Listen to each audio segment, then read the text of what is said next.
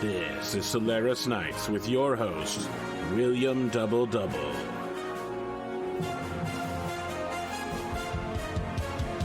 The Solaris Open continues as fresh talent from across the Inner Sphere compete for a spot to take a class ranking. Produced by Donegal Broadcasting Company, the most trusted news in the Lyran Commonwealth.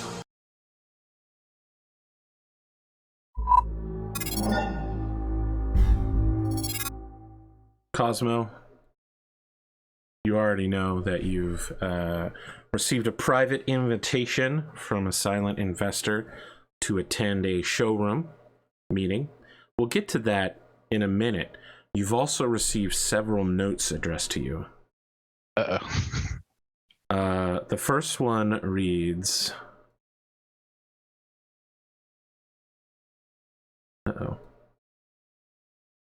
The note is so long, it won't even fit in here. Mr. Sokolov, your performance in the arena as well as your character off the field has caught my attention. I'd like to meet with you about your future here on Solaris. Play your cards right and you may end up with friends in very high places. Nazdarovia, Y. And Y is the letter Y. Just letter Y. Okay, that's got to be from the Tikhonov Republic, I'm guessing. Okay, all right. Hopefully they like what I've got planned coming up the rest of this episode. Note number 2 is a small package with the note given to your stable manager. Sorry, she's your office manager, Elizabeth Carmelian. The note on the package reads, I can't help but to cheer for the little guys. Light mech pilots always seem to bring the levity to the grim business of battle, and your entertaining matches and lighthearted interviews reflect the best aspects of this white class and their gladiators. Enjoy this gift, and if you really enjoy it, let the world know. Okay, that's an awesome note. I'll open the package, see what's going on. The package is Urbi Incarnation Volume 2 with the full title spelled in Japanese characters underneath, featuring Hunter McGregor and his Highlander on the front cover, with a Chibi Firestarter and an Urbi mech in the background, signed by Ice Dust. I was wondering when Ice Dust would get around to giving me a gift. This is excellent. We'll share for sure. Although, why is Hunter on the front? He's very controversial. The third note is not a note in itself, but a young man. You know him to be about 17 to 18. You've met him before. His name is Pavlusha Konstantin, and when you meet him, he signs to you.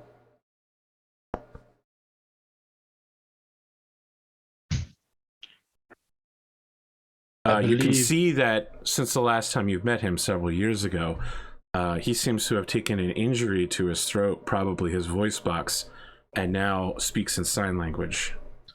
I'm glad you cut me off so I didn't say what I was going to say. Well, it sounds like Cosmo's going to have to learn sign language pretty quick. So in the meantime, he's just going to run up and give him a hug. Okay. Just kind of say, good to see you, and like grab his face. Yeah.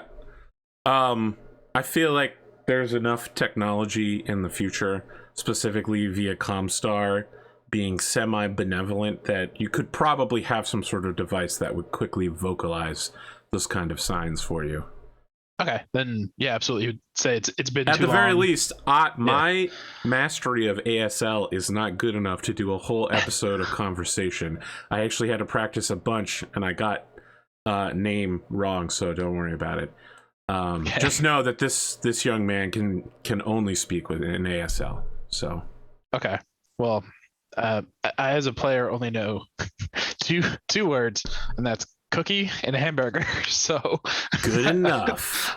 not gonna get very far talking to PK, but absolutely would run up, give him a hug, articulate good to see you, glad you're here, and just I guess ask, are you all right? I heard what happened. He signs, I have no place else to go. My father is dead. I'll sign. This is your home now. I'll take care of you. Don't worry about it. Okay. Yeah. He's filled with some pretty deep emotions. Basically on the verge of manly tears of a young man I mean, look, we all us oldster men here, we all know what it's like watching an 18-year-old boy try not to cry deep emotional tears. Yes. We've probably both been there and seen it ourselves. So yeah, this kid, you know, his father died recently. He can't speak in the manner to which he is accustomed, and something almost certainly happened to him, given the fact that his throat does not look like it's in the same condition it once was. Yeah, last I saw him. I guess, yeah, that just would, Cosmo would reassure him. I don't know if I have to do the accent for ASL, but you know, you'll be all right. Everything will be taken care of. I'm going to watch over you. What do you need? Let's get you situated. Okay. Yeah, I mean, he explains to you that, you know, as an intern, he lives in the barracks here, and that he's got everything he needs. He's just glad he was able to make it to Solaris one step ahead of state security. Don't worry. I do not think we'll be in the barracks for much longer. Well, he'll be in the barracks unless you want to have him stay in your suites. Yes. Your suites that you don't have quite yet. Yes. Okay. So I will eventually bring him with me to someplace. Okay. Yeah. You have received a outstanding request. I know that, and I know this because Fulcher has been going through me for all of their requests to you, that Fulcher Industries, a premier mech refurbishment corporation, has invited you to their showroom to speak on their behalf and to show off some mechs. And if you do so, not only will they offer you a quick draw 5M, but they will also put you up in a set of palatial suites in their nearby corporate facility that overlooks the showroom, so that you can always be close at hand. Yes, and I think given the relationship Cosmo has with Fulcher, he would be there like an hour early before the opening, just meeting fans outside, just trying to bring people in, make more attention, take pictures, sign autographs, whatever it would take, just showing up early, everything he can to help make this a bigger show for Fulcher. Sure. Speaking of making it a show, why don't you make a extend your media influence roll? That's 2d6 plus corporate. Pretty sure corporate is my -1. And it's a good thing you rolled like trash. Hold on. Where's let me double check that. If it's +1, it's all the different. It's a -1. I don't think that you are a corporate champion, no. Let's edge it for Fulcher. Why not? For Fulcher.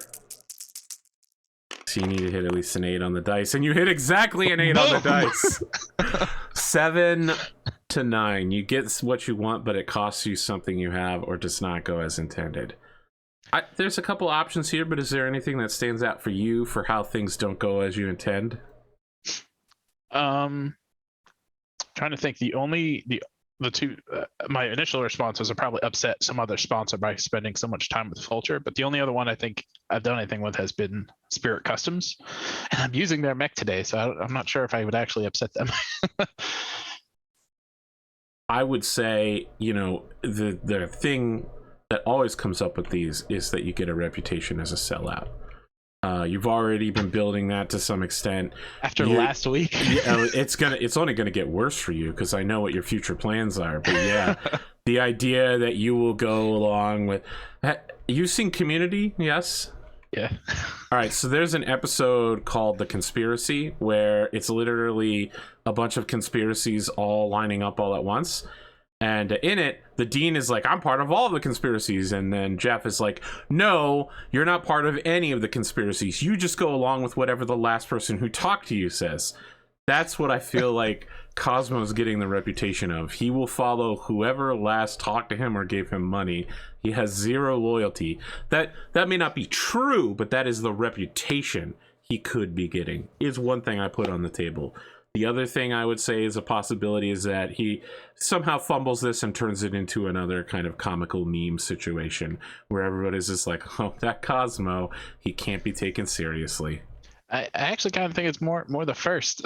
He goes for whatever's shiny and in his face that's not threatening him, or is what is threatening his life. So that feels like Cosmo for sure.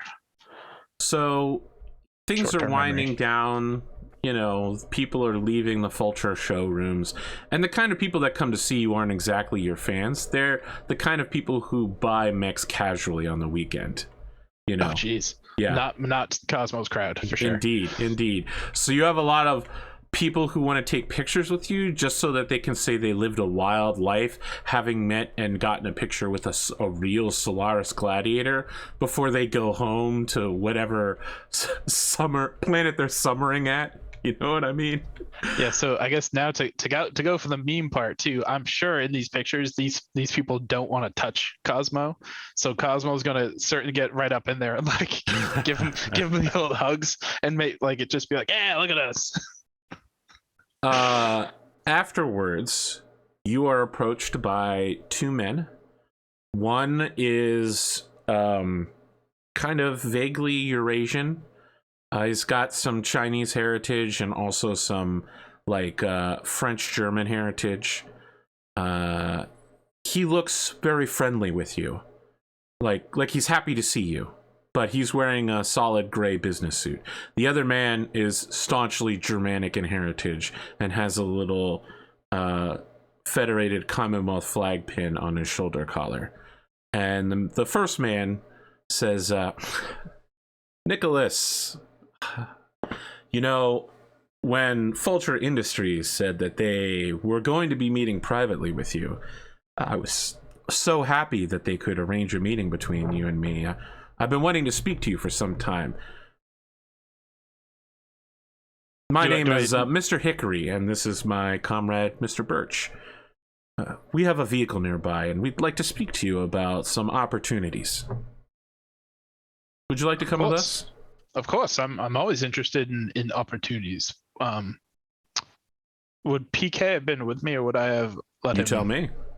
I feel like I would have brought him to something like this to just try to take his mind off things. Okay. And so I guess I bring him with me for this too. I really don't want him out of my sight, I guess, at this point, just to make sure he's okay. As the two of them are approaching like a convoy of vehicles, Hickory turns to Birch and says, Mr. Birch, Mr. Constantine here, the young Master Constantine here, surely must have never been down to the mech races. Why don't you take that young man with you? I'm sure he'd love to see some of the sights on Solaris. Well, and Birch is like, grr, arg. But then he's like, come on, kid. So I'd want to make sure that PK is good going on zone. If he doesn't want to go, I don't want him to go. So he's looking to you to whether this is a good idea or not. Oh man, he's taking the hard line of the intern, huh? He's not. Okay. I mean, more like he doesn't understand what's happening right now.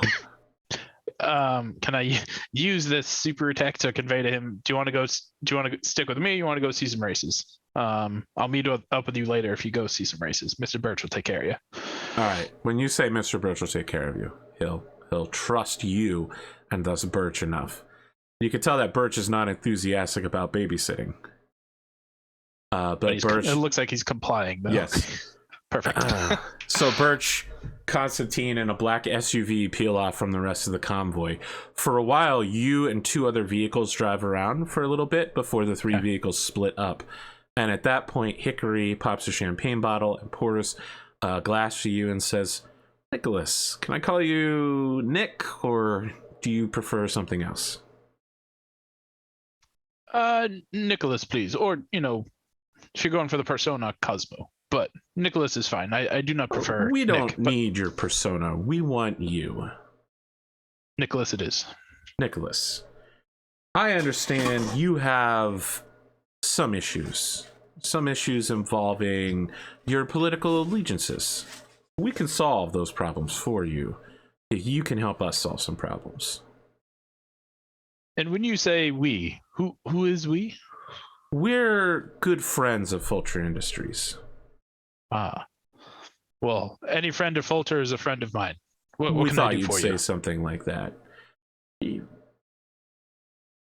We have been keeping an eye on you for some time. You seem like a very trustworthy fellow who can be very useful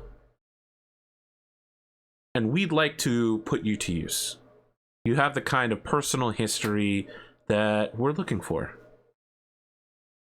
We know that you're in a lot of trouble financially, but also morally and literally. Cosmo probably would seem a bit shaken at the whole financial piece because he has not really discussed that with anyone, and so the fact that they bring whoever this is brings it up, Mr. Hickory's be like, who are you with again? Well, officially, I don't work for anyone, but my day job is a curator at a local Solaris Museum of Fine Arts. Okay, and how can I help you? And how can you help me? He hands you a business card. Take it. On one side it says Hickory.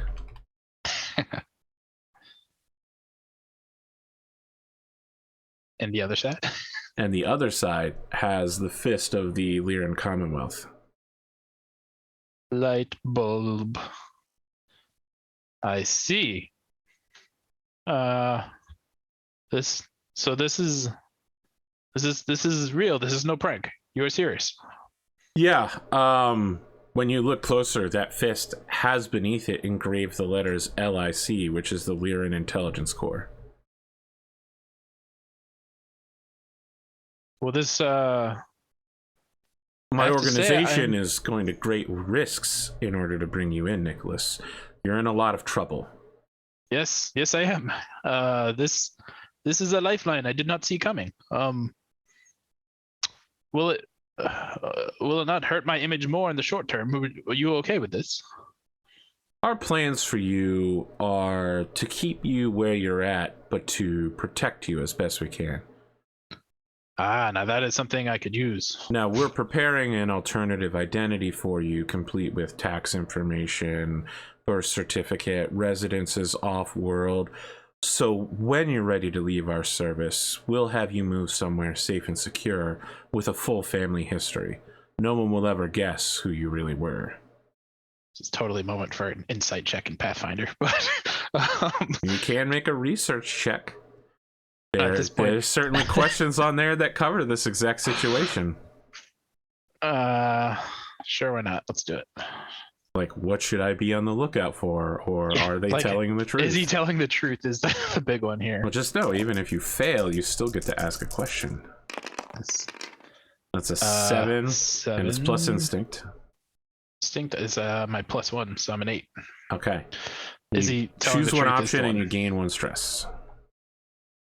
Are they telling the truth? All right. So the answer to that is complicated. They are preparing for you such an identity, of course, but they are gonna squeeze you for every last bit of useful information they can get out of you. Any task that they can get you to do to keep you on the hook for longer, they're gonna do it. On the other hand, you will be underneath their protective umbrella, but they are gonna ask you to do some fairly risky things as a double agent, probably. Oh man, this is probably, for the player, this is too tempting not to be like Justin Allard. Yeah, without a doubt, Cosmo he's all in. Okay.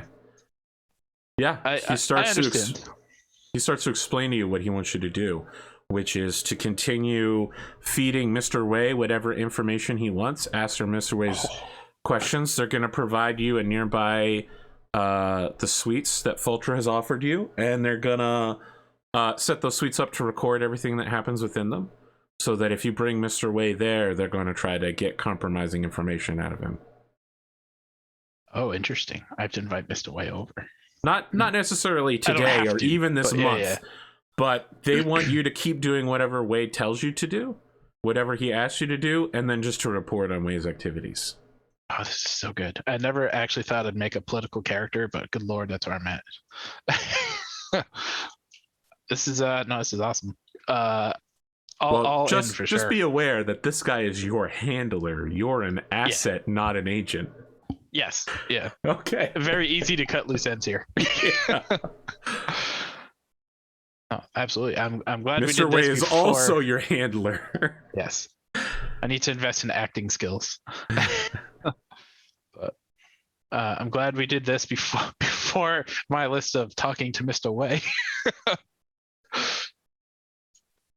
Wow. Okay. Yeah. This is good. Now I have to figure out how to how do I tell PK what's going on? Oh.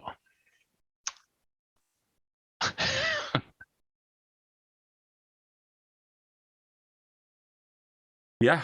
Is there anything else you want to say or ask this guy? I mean, if you're going to negotiate for how your position within the Lyran Intelligence Corps is going to be, this is literally the only time you can do it. So I guess I mean, it makes sense to do. I don't know what I'd be fighting for though. Like don't like I want PK taken care of as well. Okay. I don't know what else to kind of cover for Apex Dragons, the gladiators, if in case those stupid triad guys come back. Like how much is too much here? Yeah, like covering all, like they have no interest in covering the whole stable. Like Hickory explains it to you as politely as possible. Like they are all very dangerous to get involved with. Like Seth Ghostbear is nothing that they would rather kidnap Seth and interrogate him than protect him.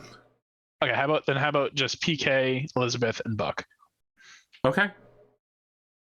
Hickory appears to have the latitude to agree to such terms. That he will protect them from any reprisals from the Capellan Confederation. All right, and what is negotiation based on?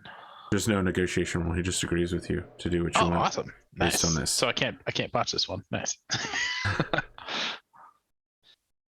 Okay. The important part is what you felt was important, and to start with, you were like, you wanted to protect everybody. And then when you had to choose, you chose a bunch of NPCs rather than any fellow players. I think the players are taking care of themselves pretty good right now. I don't believe that's true. Well, I mean, everyone except for maybe Hillbilly and Kyle.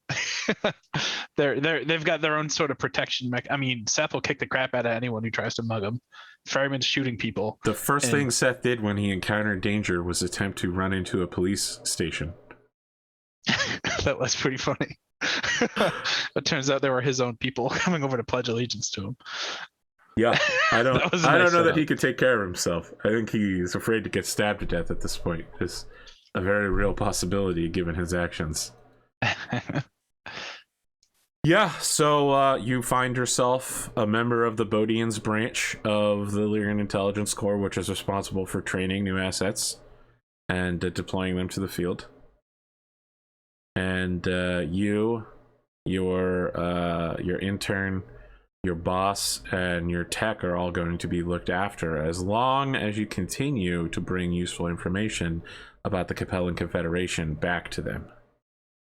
So I immediately gain someone who I need to take care of and immediately put them in harm's way. Perfect. Correct. Yeah. and you decided to oppose state security directly after agreeing to work for them. So you're not just a double agent, you're actually a traitor to your home country. Well, that part was going to happen regardless. But PK doesn't know that yet. See, that's the thing. When I started this show, I knew it wasn't just going to be about gladiatorial bullshit. I knew people would get deeply involved in politics because that's how tabletop RPGs work. I honestly think Pondo said it best, at least responding directly to what I've done. Well, that's what happens when the DM just lets the players keep talking. And so I do like players talking. That's true. The more I ramble, the bigger hole I just keep digging for Cosmo and just whatever's new and shiny to get him out of it. I mean, look, based on everything you've done, you basically have to take like Ghost or something after this. Yeah, to start benefiting from doing operations. Yeah, so I had, depending how this battle goes, I already knew it was narrowed down between two, and I think everyone knows I've been looking at Hot Dog for a while. I think after this, it might have just lost. I mean, reducing your stress by putting a factional plot in motion is pretty good. Yeah. I I think I might have to go gangster. Which Gangster. Wow. yeah.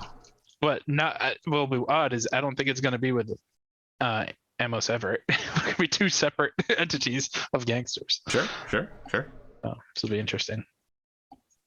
Okay. Oh, Is there anything else you want to do before your interview with William? Because I know you had a lot to cram in there. I did, and oh yeah, I guess... so PK comes back. He's had like a middling day, right?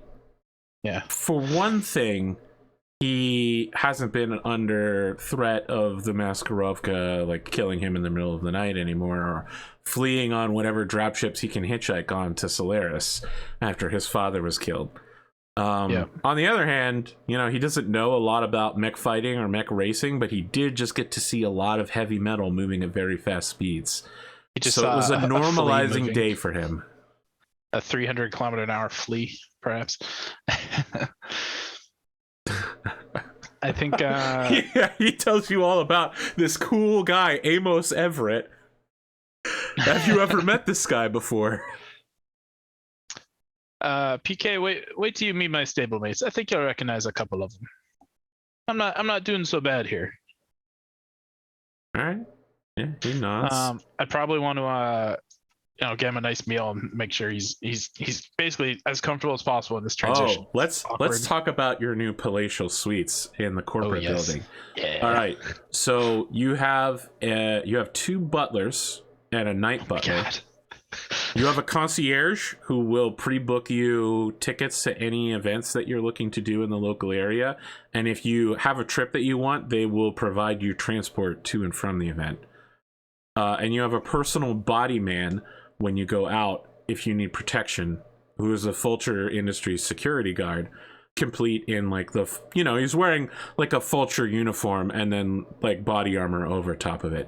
And when I say security guard, he's not like man in suit with Kevlar under. He's guy in uniform with very obvious armor and like a helmet and a rifle. Yeah, he's a SWAT team. Less SWAT and just like an average security contractor. He definitely does not have the sort of repelling experience necessary to be a SWAT officer.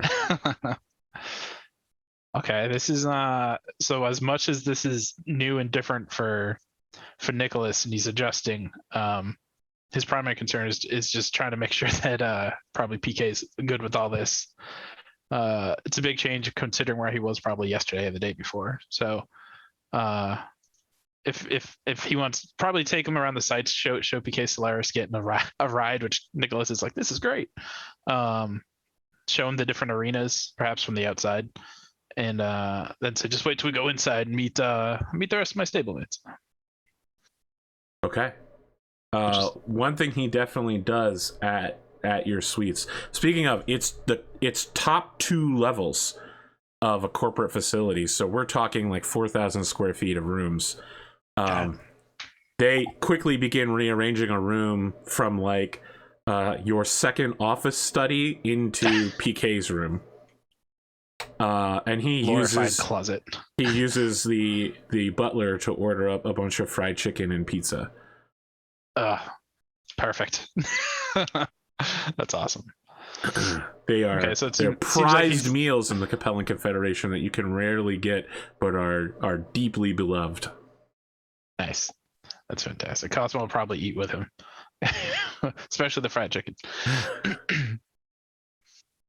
It's not on the menu. They had to specialty make it in the kitchen. Special order. Yeah. They're used to making something a little bit more upscale, but I'd like a grilled cheese. So we only have filet. Oh, no, don't do that. Listen, man, there are people that can make crazy grilled cheeses on demand where they're like, we're going to put 3 cheeses in here layered with a Gruyere. We need to maximize meltability by combining cheeses together. What's that? There was some list I saw a couple years ago, like the most unhealthy sandwiches, and one of them was a grilled cheese with a Krispy Kreme donut, and then another grilled cheese. I've never heard of this. That's insane. Who would Why? I really don't feel like the flavors of the donut and the grilled I don't cheese think they would do match either. up. But I mean, I guess if you're trying to have a heart attack that day, but I'm probably gonna because I don't want to have an in-person conversation with him given I am not prepared for it. I would shoot like a voice message to Mr. Way, just being like, hey, you need me to do anything? How are we doing? Is everything okay? Okay. And this is to Way? Yes. Like just seeing if he needs or wants anything. Yeah, from me Way just wants you to keep match. winning. He's working on some projects for you. People that he'd like you to meet on behalf of the Capellan Confederation. Doors he'd like you to open for him. But for now, he needs you to win so that you can get those doors open. Just win. All right. I'll just respond confirmed. Okay. Are you telling PK that you are a Capellan Confederation Maskarovka asset at any point? Probably not on his first or second day there. Okay. But eventually he... Let me know when that conversation happens. So how much time are we trying to cover like in this? Because like if it's one day after a week, I would tell him, and then sure. I'd probably tell him everything. We'll get to that after the battle then. Good, okay. Good. Sure. I'd tell him everything. PK runs away from home immediately. Oh God, this was such a wrench into how I thought it was going to go. So, I want to talk to Elizabeth, and then I'm good for the interview. Sorry. All right. I had a long list of shit. Elizabeth is in her office. She has slept in the last few days, but it's clear that she probably hasn't been home in the last few days and has given up on any attempt of keeping a clean appearance and appears to only be taking calls without video at this point in her office. She is clearly overworked and exhausted and has several legal terms for dummies books flipped open to underline markers, and has several PR firms that she's waiting to hear back about damage control on like sticky notes all over her office. So you know what? As we're leaving the penthouse, I'd grab, because there's got to be extra of just about everything. I'd grab like some extra pillows, blankets, like food, just stuff to like help her. It's gonna come off backwards. Like he's trying to help her out, but it's gonna make her feel like her office is her home. And just try to bring. What I love is that you're just grabbing things out of your suite, so that the butlers are just standing there. Like, of course, sir. We'll see those replaced by the morning. All right, so you bring her Fulcher Industries stitched pillows and blankets. Yes. All sorts of stuff, just trying to make her feel more comfortable, because I know how she's looked the past couple of times, and so this time, when I see it looks like she slept, but she hasn't left. I mean, she's sleeping in the office, so I want to try to make her as comfortable as possible if she's just staying in the office. If you bring her pizza, she will wordlessly begin consuming it ravenously. Oh yeah, we're bringing pizza. Slowly trying to get on her good side. Now look, here's the thing. You're married, so you've probably seen this happen. It's like when you've met a woman and she wants, like she presents an image to you, and then like you catch her in that moment where she's like, you know what, fuck it, I just need pizza right now. Yep. It's like that. This is that moment. She needs the pizza more than anything else in all life. For the women that are watching this, men always need the pizza.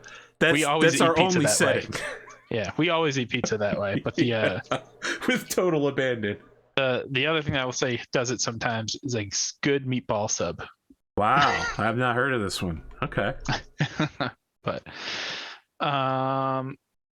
so we're gonna skip the whole telling her about the Lyrian citizen thing, but that would probably not go over well right now. I do want to just convey Elizabeth, I'm trying to have a fresh start, and I want you to meet PK here.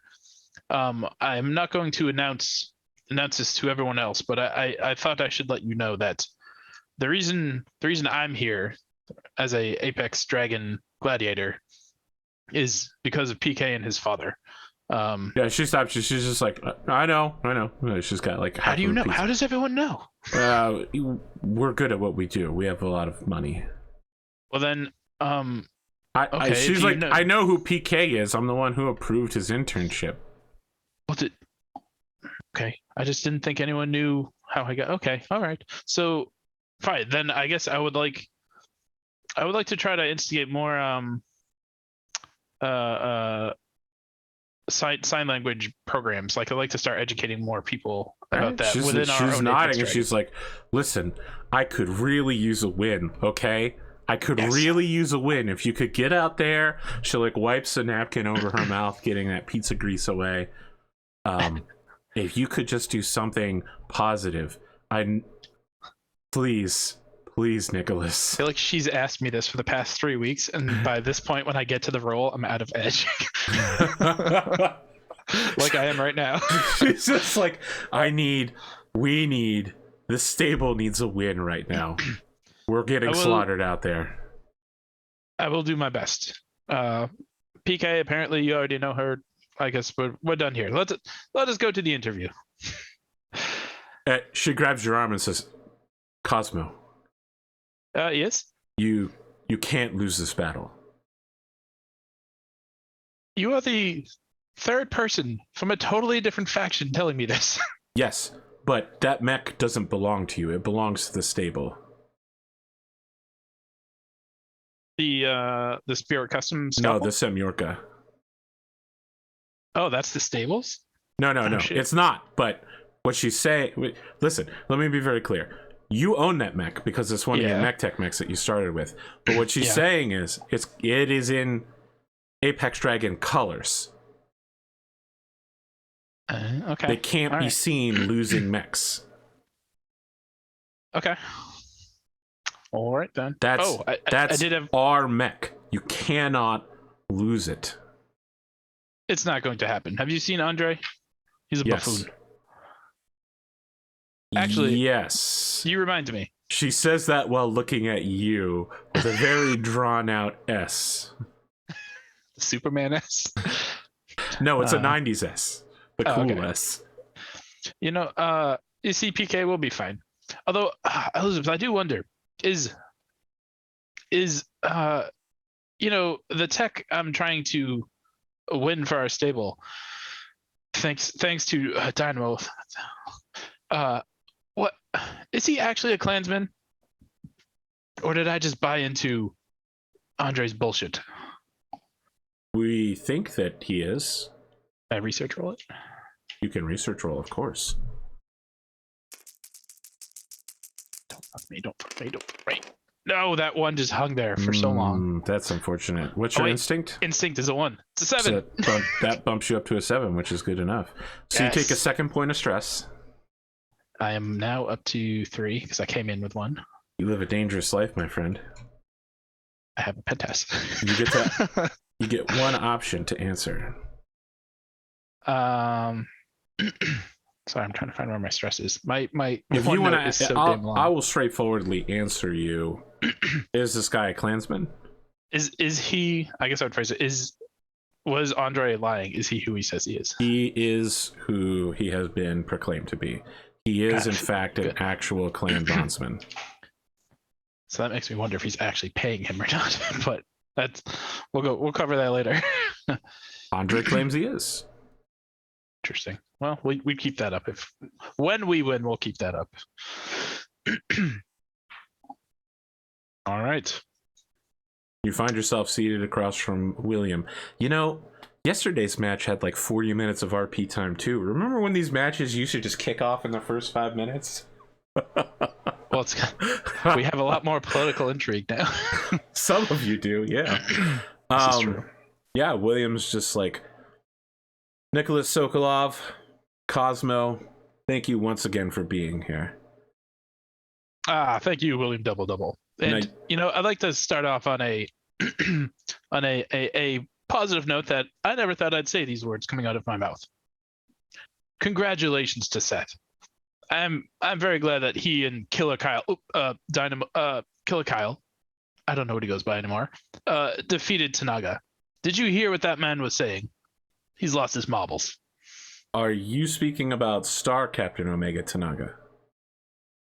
Sure, yeah, Tanaga. And you're coming out in support of that battle. I am supporting my stablemate Seth and Kyle for their victories. And you are behind the Killer Kyle call sign? Well, is that not what he has been named? I mean, you cannot change fans' opinions. Okay. What about Seth's actions immediately following the battle? Now this, I must draw the line there. I appreciate his victory, but that was that must have just been some clan nonsense where you try taunting your opponent after they are down. That makes no sense. And as Cosmo is saying this, he's thinking, I would never do that, except for maybe Andre. Oh shit, that's who I'm fighting. Okay, I'd like you to make a roll for a controversial statement. Boy, no more Cosmo's stress. been great at these. No more stress. No more stress. Boy. Well, do I get stressed for that? Well, what's your total? 5? 5. Okay, you reduce your glory by 1. I am out of glory. This goes very poorly. This is not well received by the public. You're painting the worst in your lance mates, but you disagree. So you're not hard line enough for the people that believe in Seth, and you're too lukewarm for the people that Yep. Or you're too bloodthirsty for the people that are like, what Seth did was wrong and shouldn't be done. We should not support Seth. He's literally just trying to support his stablemate, and that's what happens. You are the moderate that no one wants. Yep. He's plain bread with fluff. Enlightened centrist. Yes. Yeah, so William looks confused, but it's good television, so he keeps going. And he says, all right, well then you're gonna love this. Well, if I may comment on one other thing that I can't backfire this one, that I would like to mention is I would like to say, I don't speak for all Apex Dragons, but I think we would agree that we are all in full support of the comments that Knockout made prior to her decisive victory over Hillbilly. I mean, what a victory. Did you see those cannons? Whoa. Anyways, I don't understand why we don't allow women in battle suits to compete. Everyone, oh shoot, I lost my place. You're talking about elementals. You are supporting not just female elementals, but all elementals in general competing in Class 1 exoskeleton battles. Yes, I don't understand why they aren't allowed to compete. I mean, some of them could probably beat me in my mech.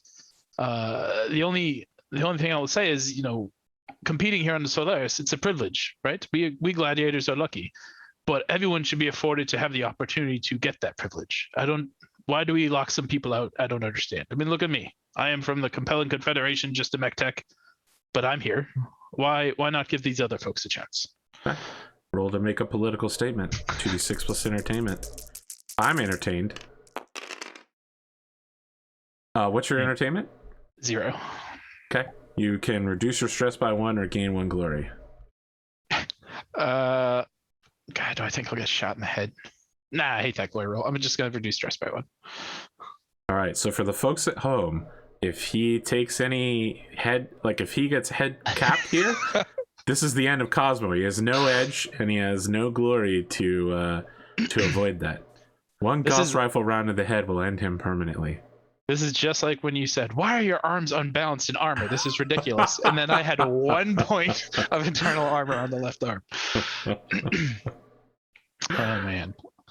Okay, there's that one. Good. Working down my list. And about her comments that the clans are members of humanity. And how do you square those comments she made versus the actions of your stable's champion in regards to treating clans differently, using racial slurs like iron wombborn or Hunter McGregor's comments that the clans are somehow less human than others. I don't see it that way. We all have 2 legs, 2 arms, 2 eyes. We can all pilot mechs to some extent. We're all the same. Humans are humans. So you disagree with your stable's line statement that the clans are somehow not as human and side with Team Minxful. I don't. I don't know if it's my entire stable, Apex Dragons, that feels that way. I mean, clearly, I don't feel that way. But So your yeah, champion does not speak for your stable. he may speak for us, but he does not. Shit. How do I phrase this? He doesn't speak for all of you. He just speaks for you. He speaks for the stable as a whole, but not for us as individuals. I don't understand. I don't either. I just don't know. I don't know how to phrase it. Perfect. Good. Make your roll for making another political statement. These ones were not intentional. But that's okay. You did it anyway. Damn it. When will I listen to? You get to reduce stress by 1 or gain 1 glory. Let's take a glory just in case. Perfect. You know, the best part about this roll is that it seems like the results are positive, but the fact that you're coming out against things means that you're gonna have more trouble down the line. I'm already in enough trouble as is, and I don't know. I honestly, I try to go through every episode and pick one thing for Cosmo to have a comment on, not necessarily to make a roll out of it, but just trying to be like, hey, he noticed this past week, and this is what he thinks. I cannot wait for next Thursday's Gladiator Hall, because I think it's going to be in a corner. It's going to be wild with all of the cross battling going on. I feel like it's becoming very much so a clan versus not clan. I think Cosmo's on the corner with Team Binks full. They don't want you. Well, maybe, I don't know. I thought the last person hit it off. What was her name? Trident Tahira. Trident Tahira, yeah. That's true. They say if you have one of the six Minxes on your side, it's like having all 6. There you go. Just like whenever Cosmo says something, it stands for the rest of the stable. All 6 gladiators are all bound by it.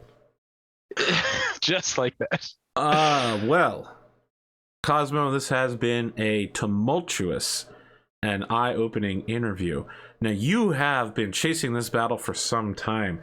There are some who said you have been harassing your opponent over his alleged ties to the Federated Commonwealth and certain military actions that were instigated during his service in the clan invasion.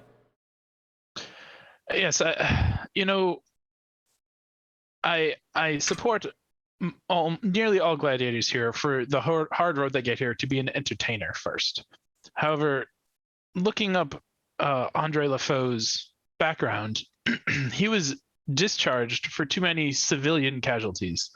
And if I'm being honest, the one thing that really gets under my skin is when someone gets puts collateral damage and puts civilians in the way. I mean, that's what else are you fighting for if not to keep people safe? It does not make sense to me. And he refuses to fess up to it, and it has bothered me. And so, yes, I sought out this rematch.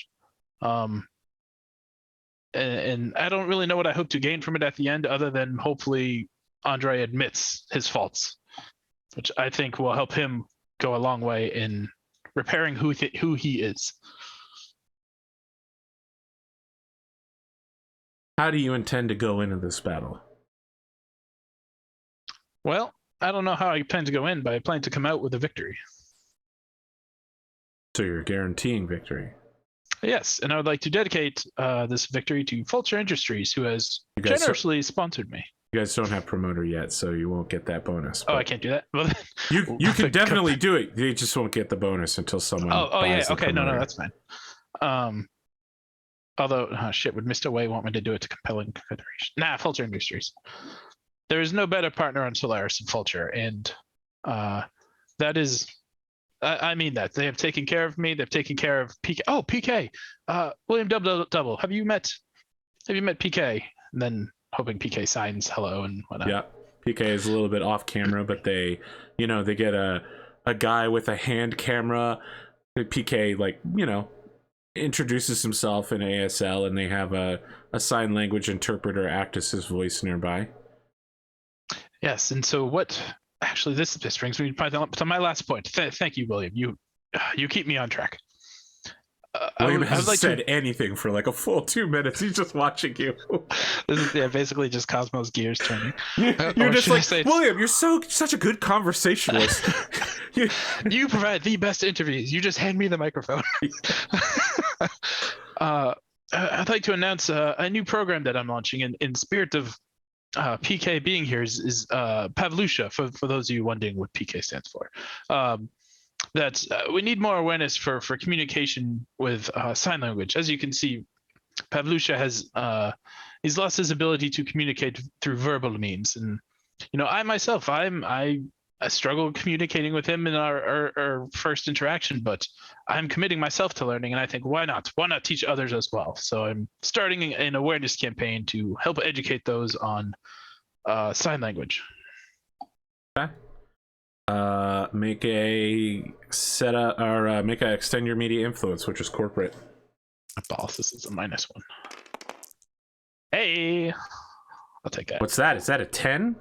Is your corporate -1? It's a 9. Okay. You get what you want, but it costs you something you have. All right, I know what it costs you, so don't worry about that. All people who communicate without sign language now hate you. No. I'll break you off a little hint here.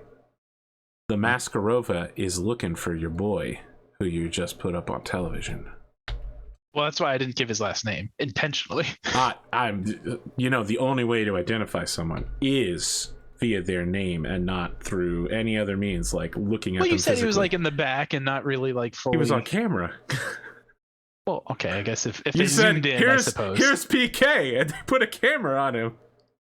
All right, well, I'll put down the shovel at some point, not today though. So this is like 40 minutes of RP now or more. That's crazy. 51. Okay, I'll stop there. Good enough for me. Yeah, so you don't have anything further you want to say to William? He doesn't have any other questions if you're going to announce this. Is there a name for this initiative? I haven't thought of one. I'll have to. Can I get back to you on it? Oh yeah. I had a completely different initiative in mind, but after what because the Solaris American Sign Language Teaching Organization does not a good acronym make Cecil 2. Yeah, I'll try to avoid that. Yep, old Cecil 2. You can learn it down at the Y. Shit. I didn't think I wasn't thinking that through with like not everything rolls as well as Mensa, okay? They really got in there and secured a good acronym. So I guess I'm back to just to the PK thing. I would have thought the Maskarovka knew where he was. Like they do now. They were already watching me. Yeah. So I feel like Mr. Way would have immediately known as soon as he showed up. So I didn't think I was giving that away. I'm just telling you, based on that role, Mr. Way is going to want the kid back. But we'll get to that storyline in the future. He's not drama brewing. He's not going to demand the kid right now. That would be uncouth if the kid disappeared immediately. My phone rings in the middle of the interview. Okay, I'll shut up. I've got nothing else for the interview. Okay. Before the match. Well, for his intro, Andre is already out. There's no trumpets. There's nothing explosive going on with him. When the house lights come on in the arena, he is sitting on top of his Jenner, which appears to have been somewhat customized. Jenner. And he says, "Oh no, that was a mistake." I've been meaning to look up how to lock things so that they're permanently locked, and you can't do that. I don't think that's a thing. He's sitting with his legs dangling over the LRM missile launcher and says, "Look, guys, I know that I'm the Immortal, but today I'm just Andre Lefoe. My opponent, he accuses me of all kinds of things. The truth of the matter is that I am a soldier, and I was once a mercenary working for the Federated Commonwealth during the clan invasion. And I saw things and I did things there. The Federated Commonwealth, they use mercenaries like me to carry out missions that they can't be seen doing themselves. And there's a lot that I can't talk about. But I can say this, is that I always attempted to act with the highest honor that I could and save as many lives as I could from the clans. I have seen their barbaric depredations firsthand. I have seen what happens when a Jade Falcon assault cluster rolls through a city, screeching and howling over their open microphones. I have been at civilian evacuation sites when they were hot. And I always tried to make the best choices. And I didn't always live up to the ideals that I wanted to. But because of this, my mercenary unit was destroyed. I barely got out with my life. And now I have a reputation. And I try not to address it because the Federated Commonwealth is everything to me. Some of the things that the story that you have been told is not the whole story. And I'm not here to address that today. But my opponent has constantly thrown my past in my face. When his actions have caused riots, they have caused deaths, they have upset the local scene. He has put into play acts that have rid men of their jobs. They have sent a man fleeing into the periphery for his own safety. Nicholas Sokolov has a lot to say about others, but I think he needs some time introspecting himself. And I know that I'm supposed to be out here and be the immortal, I'm invisible and invincible, but I don't think that I'm going to win today's battle. Nicholas Sokolov, I wouldn't say he's a better pilot than me, and I certainly would not say that he's more disciplined than me, but it is like playing a novice against a master. He's unpredictable, and he has money and technology on his side. I can't match that unpredictability. I am a soldier. I have been trained to react in certain situations, and perhaps that makes him the more superior gladiator. I don't know. I think we'll have to see after this match where we stand. But based on the things he said, I do not think he is the better man, because he is trying to steal away my bondsman, my employee. He has gone to incredible lengths in order to use money and influence to force me into this match and to try to take my bondsman away from me. That's it. That's all I have to say. This match would not have happened without this level of coercion from Nicholas Sokolov, who has forced me here. Will this be the last match that I ever have? Perhaps. I am not the highest ranked gladiator, and this is the last mech that I have. My career is over if I lose this match and I lose the mech in the process. But if I win, perhaps I will gain some notoriety and some rank, and the thought of getting his, what do they call it, the Semyorka, is too much for me to allow to pass by. So that is why I am here. I have to put everything I have on the line just to survive against this man, this wild man, this barbarian who has come here and set fire to Solaris with his words. This man who judges others but refuses to be judged himself. I hope that you enjoy your battle today, Solaris, and all of the Inner Sphere. For today may end a career, but I will put on the best show that I can for you. Thank you, and I love you. And then he lets the mic fall off his Jenner, which takes a little while to hit the ground, and then he hops into the cockpit. Playing the pity card two days in a row. Well, after a somber entrance like that, I don't think Cosmo's not going to do anything flashy. He probably won't even take the microphone. He has things he wants to say, but he's going to save them to after the match. Okay. So I'm sure you've seen your opponent's Jenner. So there is not a 3050s era Jenner upgrade, unlike most other 3025 Secession War mechs. But there is something fairly close that is a custom mech warrior mech that they only made one of. So it's got, you know, ferrofibrous. I think it's also got endosteel, XL fusion engine, and it swaps out the SRMs for LRMs with case to protect it. That is a fast mech with LRM 15. Oh, XL engine. That's why. Yep.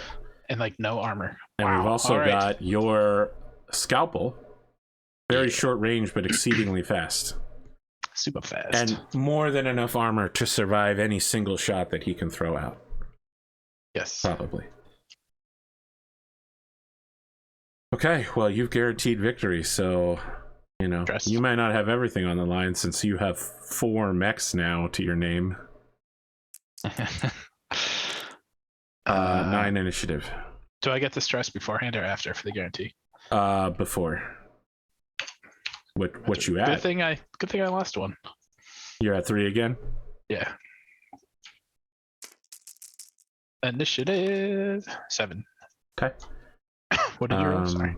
He will go lengthwise and he'll enter from the western gate.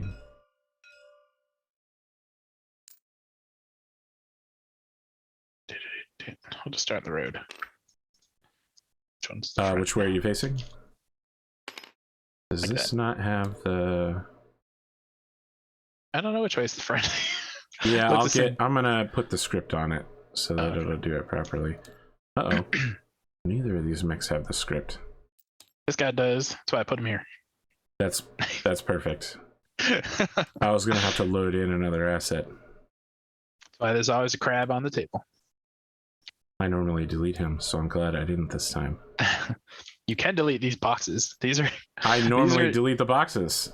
This is what Sidious and I put together after the Red Pondo Eric idea. I think of, why can't people just create terrain already assembled and you just shuffle them in a bag and pull them out? That's your map. Well, I hope to put that into use one day, but that day is not this day.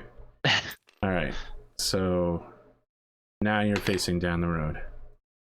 Perfect. So all right, and I assume you know that the bog rules are absolutely shitty awful to be in. Right? Yes. You've seen this before, and it's been on the show a couple times. Being in a bog is so bad that you'll die. It's worse for jumping. Yes, which I can't do. So for running, it's just a +1, right? But if you fall, you get stuck in, and it costs extra movement points, I think. Mm-hmm.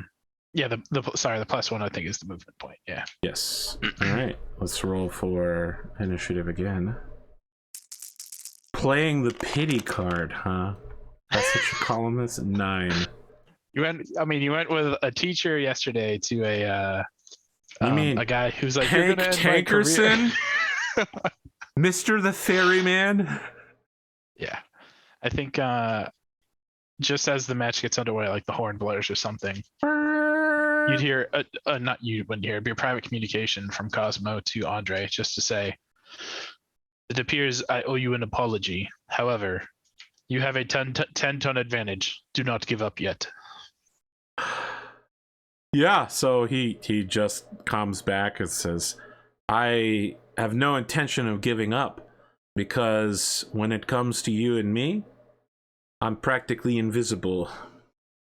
Is he already doing his move? Yeah, he's doing the move to you. Nice. Very good. This is a Donegal Broadcasting Company news alert. Sorry, what was your initiative? I got 8. You're moving first. All right. 1, 2, 3, 4, 5, 6, 7, 8, 9, 10, 11, 12, 13, 14, 15. I need to change to 60 degrees because that's painful to click twice. Not heated up enough to click in the... I think it's near impossible without turning off heat sinks. Okay. I started at 3.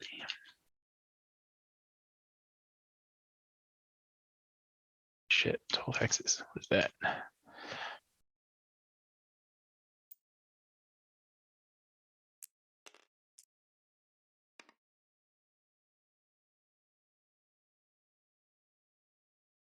That's 9.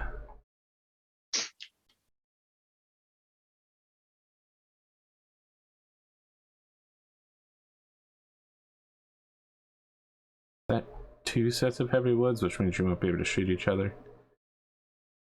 I'm gonna say 1. I think it's just this one. Okay. We will stop there. That's at least a +6 already, so plus your ran is an 8, plus whatever your skill is. So I'm okay with that. Plus range. I don't even know if you can hit it. You only moved enough to get a +1 bonus? That's Oh no, I had a 4. I don't know what happened. Oh, yeah, I was gonna say that's crazy. That has to be impossible. You implemented some SPA.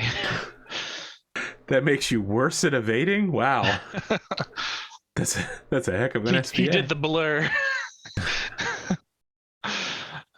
Okay.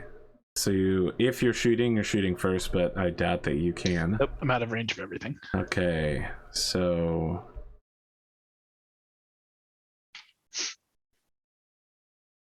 12 hexes. Medium range.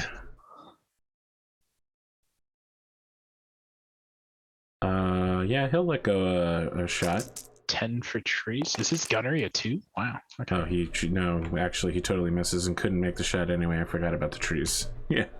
I was like, either he gains some SPAs. I gotta say he doesn't shoot because when you add in the trees, he can't possibly hit.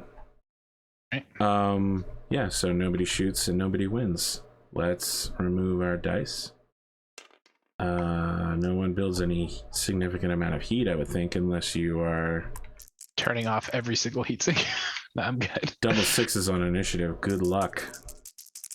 I don't have my hacks. Not that they would help. Don't worry, you'll start winning when it matters. I thought that in yesterday's match. You were like, I win. Okay, now we're a hex apart. I lose. I've played a time of Total Warfare, man. I know how this works. And no steel too. 3, 5, and 6, every single 7, time I pilot a melee 8, mech in this show, with the exception 9, of 10, when 11, the ferryman lost. 13, 14. Actually, wait, what was his movement? He's got really good movement, doesn't he? He's got a 7, 11, 5. Fudge monkey. So he can move really far. Says the guy who can go 17. Well, yeah. Jump 5. That's what I need to worry about. 1, 2, 3, 4. This is actually a really interesting map. I can't really lose initiative, or you can just rain LRMs on me no matter where I go. You know what, then? Those silos are too tall.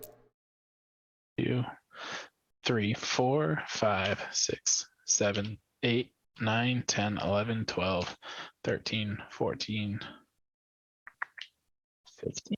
Does it really matter which way I look? They're just not that the buildings are only 1 tall, the silos are 2. If the buildings are 1, I'll take that partial cover. Good lord. That's 15 right there. Okay. I don't think that's as many movement though. 1, 2, 3. 9. Damn, off by 1. It's only a +3. No. These trees are a pain, but I'm going to use them to my advantage. You're right, they are a pain, but right here.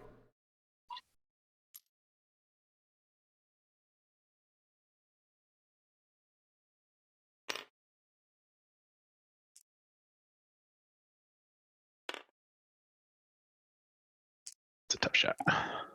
I mean, it's an impossible shot if you choose defender's advantage on the woods. But it also means there's literally no chance you'll be able to shoot back at him. Yep.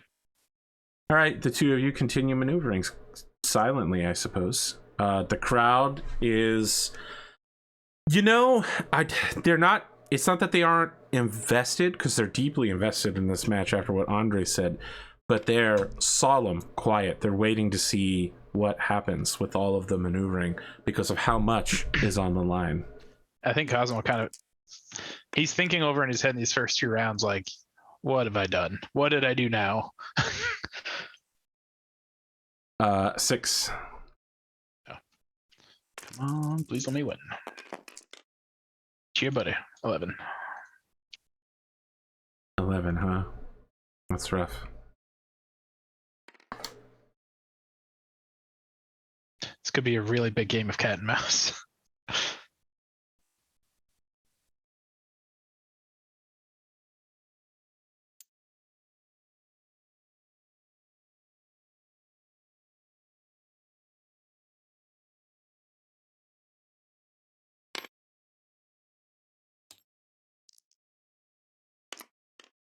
He So jumps backwards onto the road. the bog is just a +1 movement. Is there also a pilot roll every single time? Yeah, that's it. That's the killer of bogs. Does it have a modifier, a +1? I guess. Well, let me go open tactical operations. I didn't think you'd be the kind of insane person.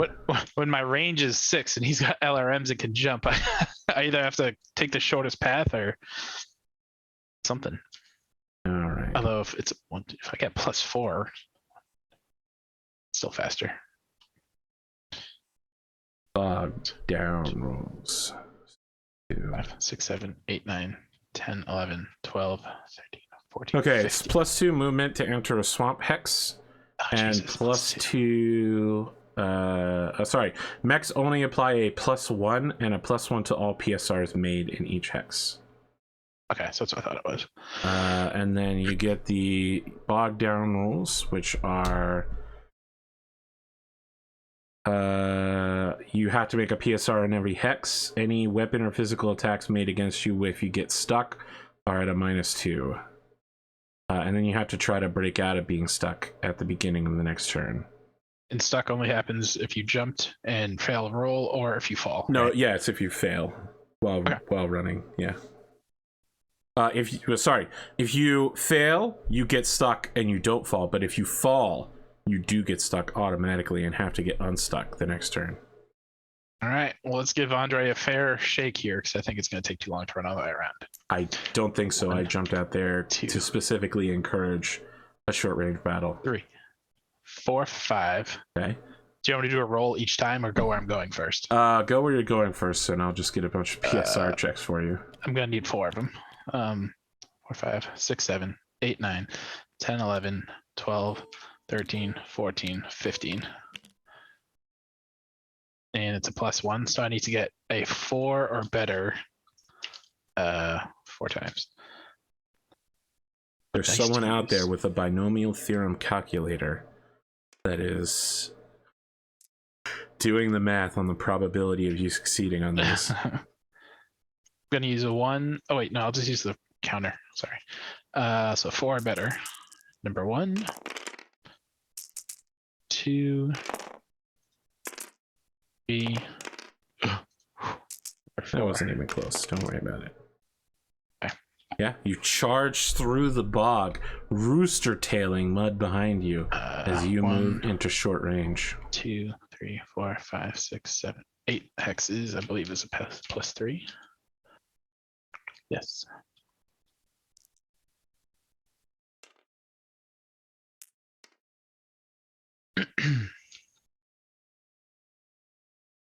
Okay, he's going to fire 2 medium lasers at short range.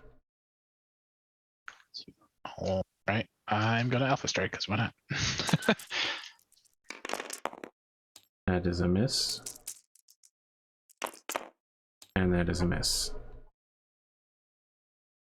All right. Cosmo was a base of 3, ran for 5.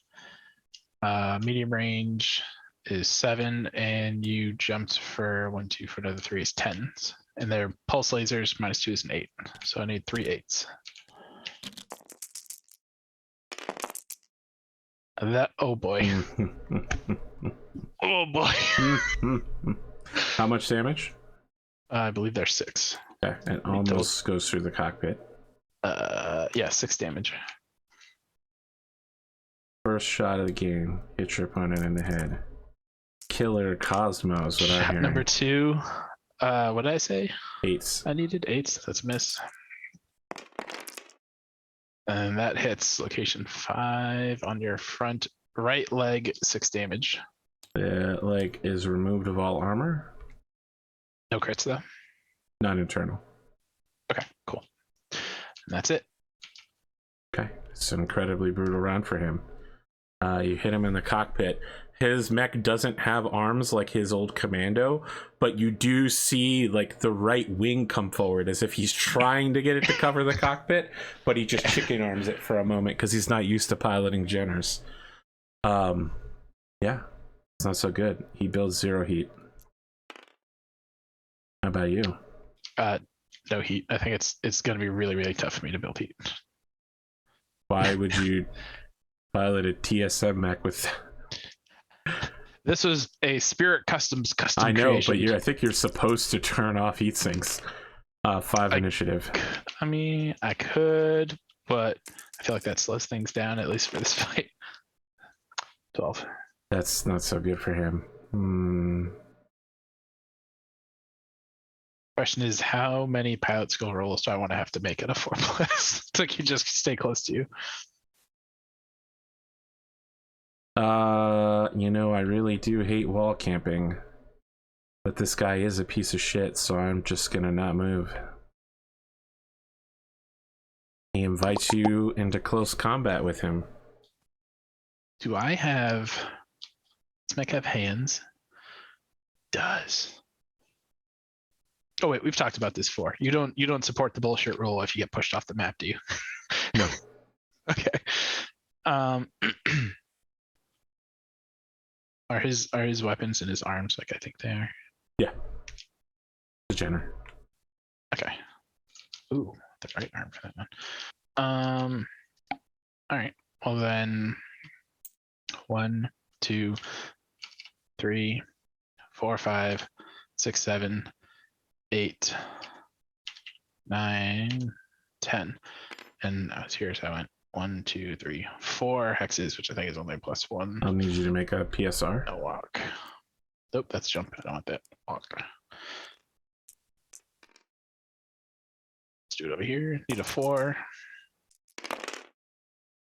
Now that was Ooh, close. Baby. I feel like we get a little bit of that, like someone walking on ice and they skid for a moment. Like you very clearly have some difficulty keeping the mech under control before you slide around him.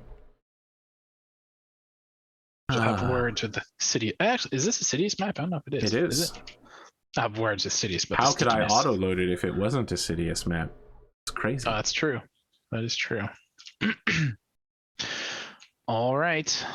How can one of the corporate CEOs of Sidious and Dunamis Mapworks not know their own maps? I'm not what you would call the grid. I'm the marketing guy, just like Cosmo. All right, so I have that head injury. Oh yeah. So the lasers will be easy to hit with, but I take a 6-point penalty to hit with the LRM. Oh, because minimum range. Yeah. I have the maximum penalty you can get for not shooting at something in my own hex. So, I don't know. I'm just gonna not fire it. I can't afford the heat build, but I am gonna let out the brace of lasers. All right. Center. Yeah, I'm shooting at your center torso. Correct. Yes. Sorry, I'm shooting at you head on. While torso twisting. So that's a 5 damage center torso. Got it. 5 damage left arm. Got it. 5 damage right arm. Got it. And 5 damage left arm. Any crits? Yes. And get my Comstar dice. You might ruin my double punching. Actually, no matter what you hit, you will. 6, 5. Need a. Oh, I only roll 1 die, huh? Need a 1 through 4, yeah. 4. And actuator. Well, I'm gonna hit you with a nub. Yeah, so he lets out 4 lasers, and they basically like brace on either side of you, and one of them blows the hand off in the process. I'll also need a PSR from you for 20 points of damage. You're firing all of your pulses? Yes, all 3. Oh, did you just roll the PSR? Yes, sorry. Okay. That was the PSR. Yep. Okay. Phase 3, ran for 4. You didn't move to 0, pulse 2s, so just not snake eyes. Location 9, I'm on your left side. Right torso takes 6 damage.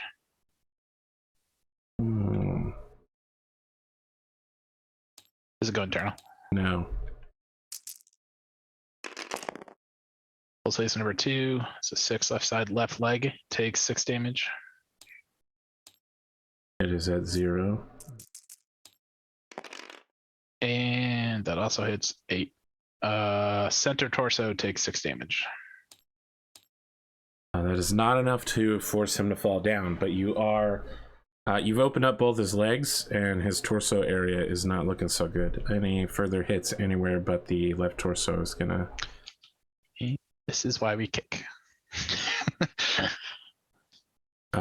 It's melee attack turn. Yep. What would you like to do? I will be kicking. You think so? Huh? Oh, he can't punch or kick because you shot with both arms. Haha. Well, then it's a base. It's gonna be the same thing. Base of 3, 4 for moving, -2. It's not snake eyes. Hits, and I'm on the left side, which I think automatically means left leg, right? I don't know. Let's consult the chart. Right there. Yeah, left leg. How much do I weigh? 25 tons, so 5 damage. Okay. There's a crit on it. Go ahead and roll 1d6. So this I rolled the 9 to hit, which was the. Oh yeah, I see what you're saying. Yep. Okay. 1. Oh, is that the hip? It is a hit. Oh, that's bad news. That is bad news bears for him. Well, He is in deep doo doo. Let's especially consult the index for the hippie. A hip is hobby. a pilot skill roll with a +2 plus you are kicked. Hip critical is 127. What else? It freezes the affected leg straight. Must make a PSR at the end of the phase with a +2. The next walking MP is cut in half. Add a +2 to any normal modifiers from critical hits to the leg. It's possible for performance to improve. Wow. I guess that's true. Because it's basically like a crutch now. Okay. There's nothing that would stop him from jump jetting in this case, though, right? I think it's when he lands, he just has to make a roll. Yeah, because I feel like we've done this before. Maybe it was even you who was making PSRs while hip jumping. You shot my foot actuator. Yeah, and every time I jumped, I had to. I tried to intentionally get you to jump constantly, and then you did. I exposed my rear area, thinking you couldn't possibly make yet another PSR, and then you execution rolled him. All right, so he's got to make 2 PSRs at +2. Yes. That's good. Plus, he has the head hit roll. Yes, that's why he barely made it. And double sixes means that he also succeeds that. Very nice. Okay. Yeah, he's barely holding on there as you kick him. He's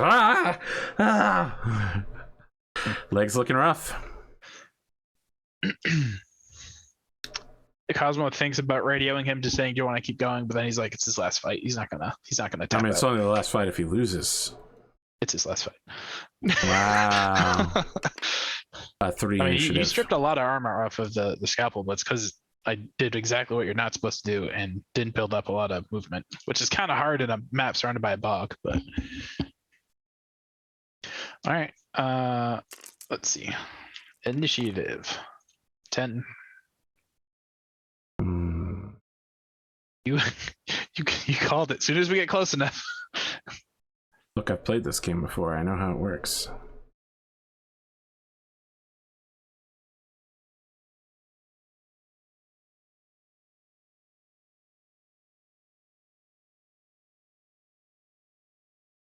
Nah, he's just gonna hold position. He's good. He didn't move.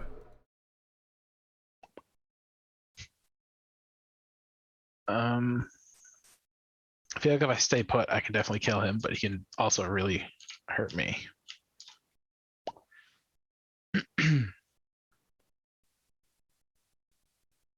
not really a ton of other spaces to go, unless I do the Mega Mech bullshit.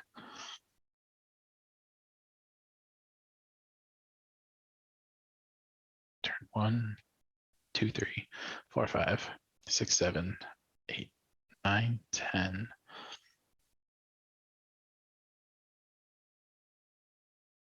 I'd only get here, so that was too big. Sorry, 1, 2, 3, 4, 5, 6 for turn, 7, 8, 9, 10, 11, 12, 13, 14, 15, torso twist, we'd still be at short range, and I'd get 1, 2, 3, 6. What the hell is 6 hexes? That's only what, a +2? Yep. You know what? No, that's not Cosmo style. He got here from gambling. We're just gonna stay put 2. Bring on the purple die. Doink. Oh, right, the Eric Wilgaris, the honorable Eric Wilgaris die. It has a 0 on all sides to let you know. That's the part that took so damn long to make it, getting the zeros centered. The first pass, they actually were on the corners, and I was like, I don't know how I did that. Okay. He's firing all his lasers. Yes, this is a brutal round. Center torso for 5. 2 left. Kind of really need to get in there. Left arm for 5. I think it's gonna snap that thing off. It's gone. And 3 carry over. 1, 2, 3.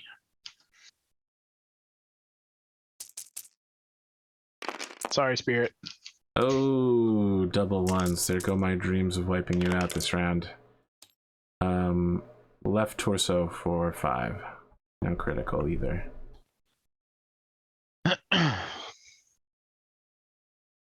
Spirit Customs, built to take a beating, even when not moving.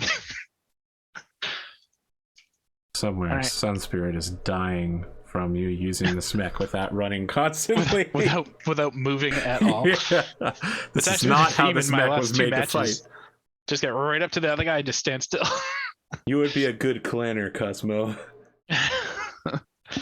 All right, well, I need 1s, so I think they all just hit. Hey, double ones always miss. That's true. That's the house rule. 11 on the left side is right leg, takes 6 damage. Okay. There that's are internal. 2 crits. Oh boy. Oh my god, could this be the first match where a mech dies by losing both legs? Come over here and give me a double crit roll. First dice, 4. That's lower actuator. Sorry, foot actuator. Then a 6, which I don't think is anything. No, that's a reroll. Then a 2. Upper leg actuator. Okay. That's my fine. God. He wasn't really His- going anywhere to begin with. His PSRs are crazy right now. All he has to do is just not make any. You know what I mean? Gonna kick him. Oh man, almost missed. 6 damage to center torso. 6 damage to center torso. That's internal. No crits. And 6 damage to right leg again. It snaps it off. He automatically falls. I didn't And fall in that's the 2 internal muck. damage, right torso. Do I need to make a crit roll? Or do you make the crit roll? Did you get a crit? Oh, sorry, I thought you meant the 2 damage was from him falling. No, Never he mind. hasn't. I haven't rolled for falling yet. Okay, never mind. 3. So that's 1, 2, 3. And that He's damage just is gonna end looking up on for his retirement at this point. right side. Just wants off the map. Left 9. leg. How much damage is it? 4? 9 on right side. Isn't that Oh, I left- wasn't looking left, at right side. I was looking center torso. Yeah. left torso. Left torso for 4. No critical is good for him. Okay. He falls and he takes pilot damage.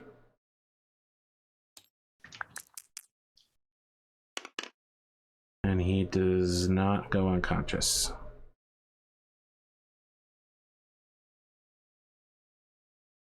That is now the physical attack phase. What do you want to do? Oh, you need to make a PSR. Oh yeah, you did 20 damage. Yes. I didn't. Sorry, I didn't do 20 damage to you. I don't know why. Oh no, there's you a- missed. You missed. Yeah. I missed. Yeah. I would have barely passed, but I would have passed. Well, that's. Do we want to count that for your kick roll? No, I don't want to kick him. Oh, you don't want to kick him. Interesting. 8. I don't think he can get up. So I also don't think he can get up. And given the fact that he only has one arm, I don't think he can get his torso up either. I don't want to risk, and he's a Jenna with a duck wing. I don't want to risk killing him by kicking. So I guess I'd send a private radio communication, say, Andre, I know I said don't give up, but it is over. Yeah. Can you even stand? I will give you a full round to try to stand. Not knowing if you can or not. So he messages you back and he says, I'm not gonna try to stand. Just give me a few seconds here. I will not kick, and then if it's the next round, I would just back up. Okay. Give space. Yeah, it takes like 2 or 3 rounds of combat of you just waiting for him to do something, and then a yellow surrender flare goes up from his side, and you take a look at the hall screens around you. People are just shocked at how you've essentially completely destroyed this guy who's been your foe the whole time, and you didn't even do it by like running very fast. You just ran right up to him and beat the shit out of him. Take what you're supposed to do with light mechs, do the opposite. That's the Cosmo style. Yeah, I mean, you fought this match like you were an assault mech. So you remember the last match against Trident? We literally just stood face to face the whole time. It was brutal. So the thing is, his mech is still intact. His career isn't quite that much over. But I didn't want to destroy the mech either. That was kind of part of it. But yeah, like his chances for advancement, and now he's losing his most invaluable employee. He's done overall. Is there anything you want to do before the two of you, get taken off the field and you go to your interview? I'll privately radio him because I don't know what his reaction will be if I try to approach in person. He might just shoot me. And say, would you do a toast if I were to come over? No. Nicholas, Understood. I don't like you. I hate everything you stand for. You cheer I on appreciate the your side. competitiveness. Click.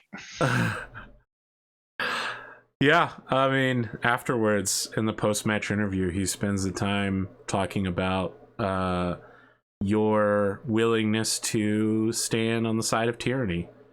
Your support for Klansmen, your support for the Capellan Confederation, that Cosmo Nicholas Sokolov is a name that means fascism in his eyes. The kind of man who can only win through cowardly tricks and money, not through good, honorable combat.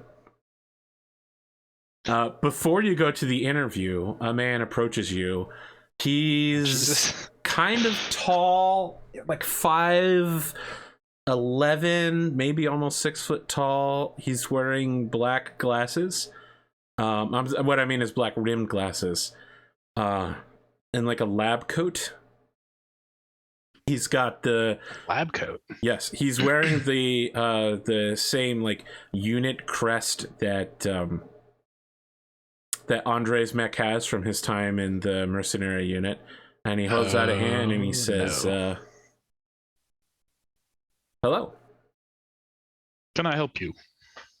I believe I'm working for you." Oh, you are. Didn't piece that together. Oh yes. I apologize. Cosmo, Nicholas Sokolov, and you are? Well, I mean, you can call me whatever you'd like to, of course. No. What is your name? Ro. Ro. It is a pleasure to meet you, and welcome to the Apex Dragons organization. I expect Clan Apex Dragons will serve me well. You will get along just fine with Seth. No, I don't think I will. Why is this? What clan are you from? Where do you... He says, well, I mean, technically I am a Jade Falcon as a technicality, but I never really what I should have researched. fit in there, Oh, Seth and I won't have problems because of my clan of origin. I'm a member. I am Ro Apex Dragon now. What a fine clan name, Let me ask you. actually, I don't know if this is the right time. Just beating him. I'll ask it later. I was gonna say, what would he do with like his freedom if I were to cut his cord? Oh, he doesn't have. Well, he does have a bond cord on. Yeah. So you want to ask him later? Well, I want to know that answer, but I don't think it's appropriate to ask it literally when he's introducing himself and we just met. All right. You know what I mean? Like if it's after the interviews, everything's over and we're in the barracks, I would ask him that. All right. You end up in your interview with William, who's just like, absolutely stunning victory, Cosmo. Once again, your unique fighting style comes into motion here. You have earned a employee for Apex Dragons on top of defeating your greatest rival. Once again, we have earned, or we have gained a very knowledgeable mech tech. That is what we have gained. Someone who can, with their wealth of knowledge, can help out Apex Dragons to go further. But first, and I feel like I do this a lot with you, William, I feel I must apologize. The stories surrounding Andre LaFoe, I had never actually been a mercenary myself. And so it is, what's that phrase? I am casting stones at a glass house. I don't know what it's like. I don't know the difficult times he has been through. And it sounds like I believed him. He actually tried to do his best to protect the people. How well he did, who am I to judge? I believed the papers, the press. And he does not deserve the harassing I have been giving him. However, I got caught up in the needing a rival, and I must tell you, I get very upset when I hear civilians' lives are put at stake. Did he deserve it? No. Probably not, but it still upsets me to hear that civilian lives were taken when they could have been avoided.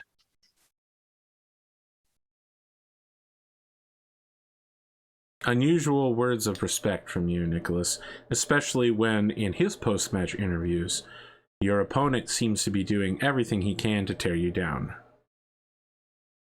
Can you blame him?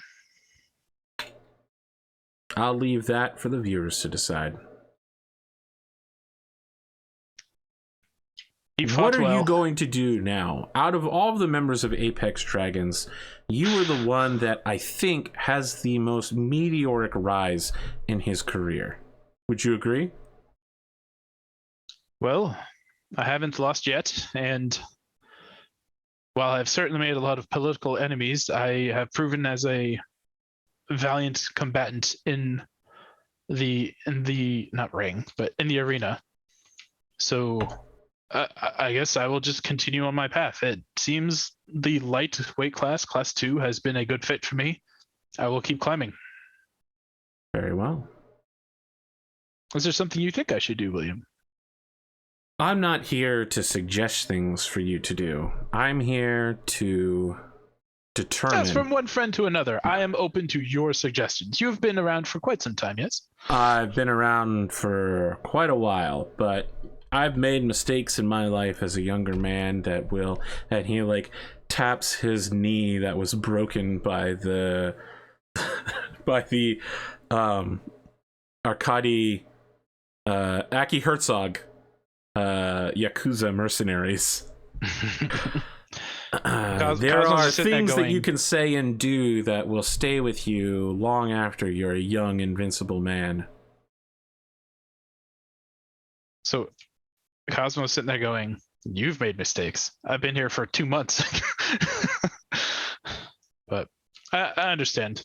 I was just wondering, as one friend to another, if you had any advice that what you think I should do. But understand, you must remain neutral.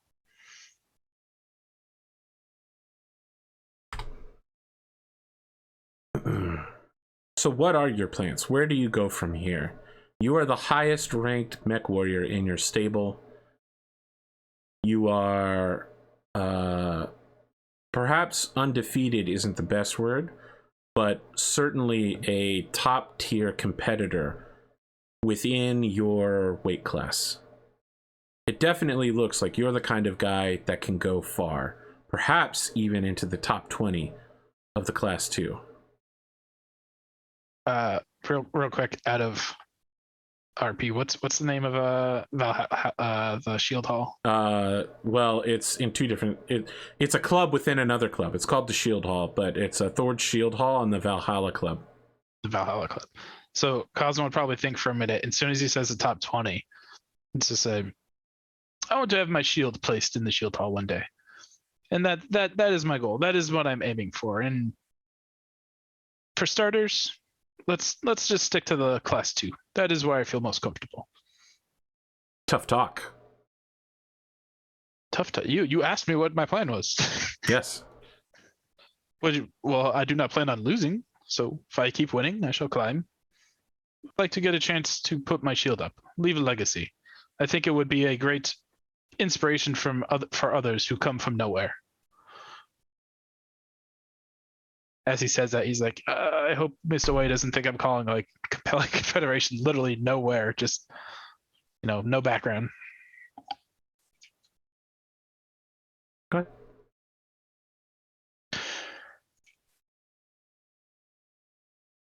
Is there anything else you want to say or do?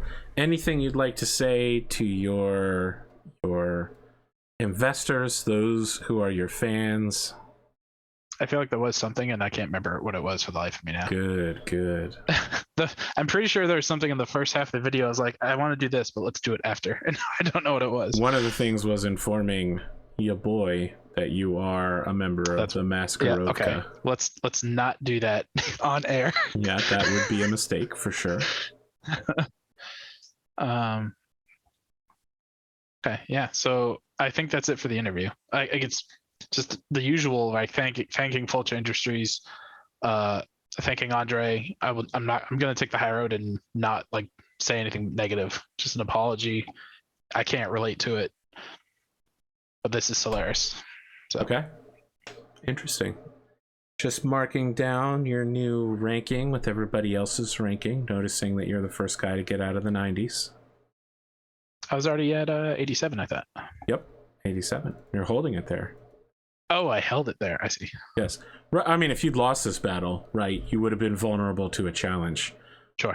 And I mean, I have here that you're undefeated according to our referees, our lore keepers, sorry. Is that still true? Yeah, the only reason for that is that I didn't take part in the Irby Derby. I don't count the Irby Derby as part of canon matches. So Cosmo definitely does, because that's why that's why he's so undefeated, because he wasn't there. Okay. Because you guaranteed victory and you won, you get an experience point for winning, and then guaranteeing victory earns you a little bit more. You choose one experience or one glory. I will choose the experience, and I will also train, which is going to bring me to 18 total experience. Okay, that means you're level 3. Let's talk about how you train. What does that involve? So what has not failed me since I started doing it is going to the crack canopy. So hanging out with your boy? Probably go see Punch Clock, introduce PK to him, and honestly, in a way, want to put PK in the simulator, see how he does. Just that's good, because he's an intern and you're supposed to be training him. Well, yeah, but I mean, Cosmo was thinking to train him as a mech tech. He just wants to see if he's got any skills as a pilot too. Okay. You watch Endosteel, right? Yeah. Okay. He's basically Philip. Okay. That's Eric's knight. Oh, the dude in the Hunchback, right? No, the dude in the crab. Oh, I'm sorry. Yes. Okay. Oh my God. Yeah. Okay. He's a 5/6 pilot. Okay, sir. Right away. Yeah. All right. Yeah. Who's the Hunchback? Oh, that was that's Knockout. That's the original Knockout. Oh, gee. I gotcha. The first of her name. That's funny. In addition, before we reveal your new class and your final move choice, because your scalpel is a custom. Yes. And you took internal damage. Yeah, I'm a mech tech. Yep. Yep. So I gotta make a new thing for your dart since it hasn't previously suffered damage. Yeah, last time I used it, it didn't even get shot.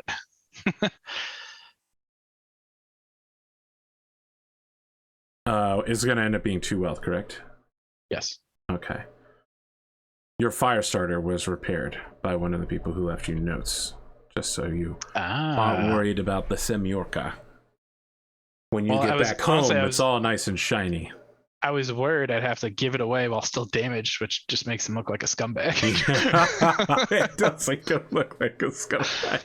Here's a brand new mech. It's missing its left arm. Oh wait, I don't pilot the Timberwolf like Seth. But wow. Tell me about your new move choice and your new class. So the move choice that has to come from the one you're leaving, right? Correct. All right, then I'm totally taking what was it? Mechalopedia. Mechcyclopedia. I can't read. Mechcyclopedia, yeah. Gain the human TRO SPA. Okay. Man, my next book, I really, given the situation Cosmo's in, I fully think Ghost and or Gangster is just, it's just. But what about Hot Dog? Look at how you've been fighting recently. So what you're doing right now is what Sidious always does to me. He's like, but you can't just not go with Hot Dog. But that's the thing. Sidious is a game master like me. He's writing a story for you. And more importantly, you have to decide now for the people. Yeah. Give me.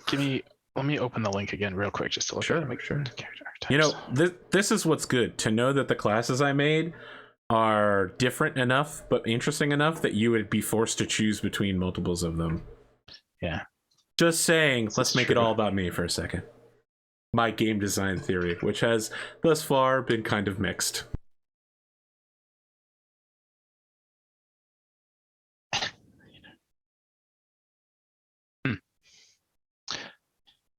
No one just sounds fun out of random. I'm not going to pick it, but Mech Bunny I think is underrated. I've never heard anyone talk about it. That's interesting.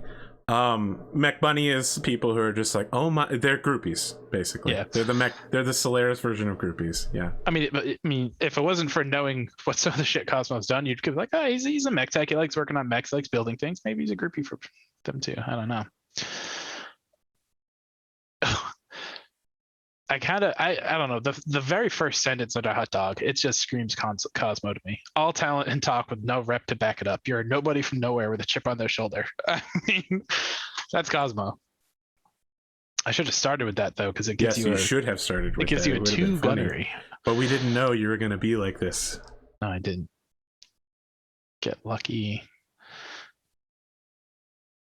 Sidekick. I do like playing with other people, so sidekick is good. Oh, plot armor. Jesus, I need that. Yeah. If you would take pallet damage, you don't. Oh, investors will hate me though. It costs a wealth. Yes. And then real quick, let me go back to.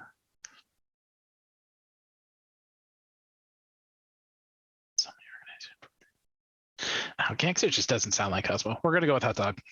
Okay. Interesting. You gain a new move. Is Sweden just a very small place? You get bonus points if you know what movie that's from. Off the top of my head. Don't worry about it. You may always guarantee victory for every match, and you do not gain stress when doing so.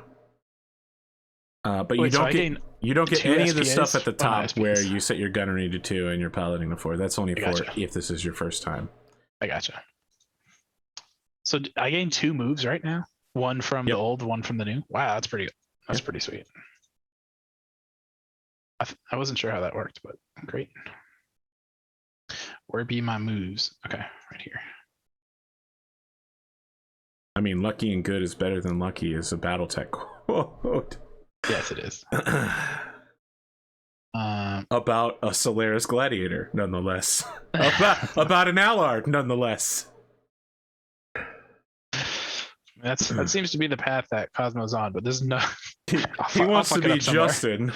Yeah, I'm gonna fuck it up somewhere real bad. But he's more like a Sen Shang kind of character. I would love to see Cosmo evolve into like this Gray Norton style information broker boss who's just been through so much shit and is moonlighting as a mercenary. And at the end of it all, he's really happy with the compelling confederation. He's betraying the Lyran Commonwealth. Oh man. See, that's the thing. Stress. Is I said it at the beginning, and it's held through for the whole match. As soon as Andre was like, "Well, this is how it really went down," you're like, "All right, I believe that guy now over what I already know." You're the dean from Community. You jump on whatever the latest conspiracy is. Wait, otherwise I'll be rolling research and insight checks the entire match. But for stress, I gain 1 for the match. I already gained 1 for the guaranteed victory. No, 1's for losing, right? Yes. So I only lose. I lose anything. 2 for the penthouse. That's it. No, you ablate 2, which means if you gained 2 during combat, so your stress remains level right now. Penthouses and hotels are only for in combat actions, like getting shot in the head or guaranteeing victory or getting. I'm pretty sure I've been doing hotel wrong then. I think I've been using it to like cancel a roll or something like that. No. Okay, then I'm still at 3. Yes, you should be level. Well, shit. I think I would have way more potential stress then. I don't know. We'll keep better track of it from now on. Now that we know. Anything else you want to do or say? Nicholas Sokolov, Cosmo, the undefeated, highest ranked Solaris gladiator in the stable, the makings of a champion. Do. You know what? No, I think he's done enough this episode. He's good. Okay. You're also really easy to buy stuff for because of how cheap your mechs are compared to all the guys rolling around in Timberwolves. Yeah. Don't get me wrong. It is really hard not to buy clan shit. Because I love building mechs in my spare time. But what I find more fun is piloting the mechs that other people have built. And if they're not clan, I would go all clan. But I know that's not what Cosmo would do. Nor is that Pack Hunter right there. That's what he's asking for. Let's advance the timeline 10 years. Get this man a Pack Hunter. He needs a Hussar. I like the Pack Hunter. That's the thing. I think it's one of the best mechs that's ever been designed. I think it looks cool. It's got nice aesthetics. Pack Hunter versus Hollander every day of the week. Who can out-snipe the other? Just gotta get some SPAs and Gauss rifle. Yeah. Just gotta have the weapon specialist Gauss rifle. And sniper. Yeah. Range master. Flip it so that your short range is actually your long range and your long range is your short range. I'm glad I got the hot dog thing now that I realized stress was supposed to be working with my guaranteed victory. So I wasn't supposed to be hoteling him away. That's correct. But don't worry. You're good now. Now you always guarantee victory. You may always guarantee victory. That's true. The only reason to not do it is if you're super not confident. Now, if you guarantee victory and lose, you still get the stress from that. It's only the initial stress. Okay, then that's it. Thank you for joining us, friends. Have a good afternoon.